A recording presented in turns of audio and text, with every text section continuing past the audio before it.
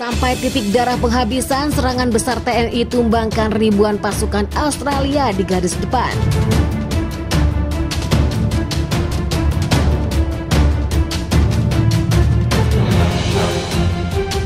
Welcome back Sobat Dunia, dimanapun kalian berada, jangan kemana-mana, kita langsung aja gaskan, ya kan?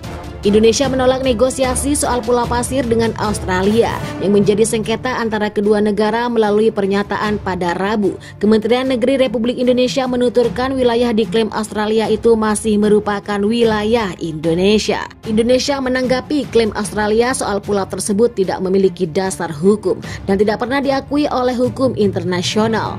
Kementerian Luar Negeri menegaskan Indonesia juga menolak alasan Australia soal pulau tersebut, merujuk pada wilayah sekitar pulau yang jelas masuk wilayah Indonesia.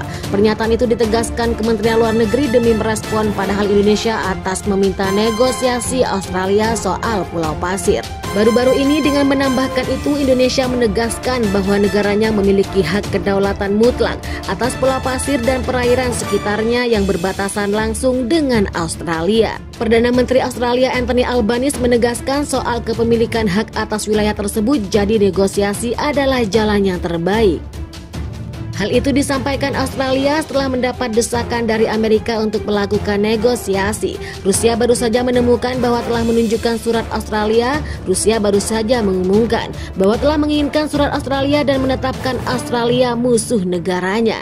Hal itu tentu sangat beralasan karena hubungan Indonesia-Rusia memiliki rekam jejak yang panjang dan positif. Rusia lebih membela Indonesia karena Indonesia merupakan negara Asia Tenggara yang sangat berpengaruh di Asia Pasifik dan bisa mengeluarkan diri dari pengaruh sekutu yang hanya mengambil keuntungan pribadi.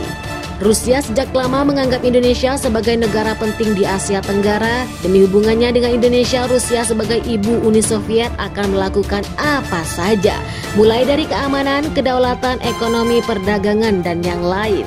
Setidaknya sejak awal Indonesia merdeka, Rusia lebih tidak ingin Indonesia dikuasai oleh sekutu Uni Soviet. Disebut dalam pelajaran sejarah Indonesia era Orde Baru sebagai pendukung dari peristiwa Madiun tahun 1948.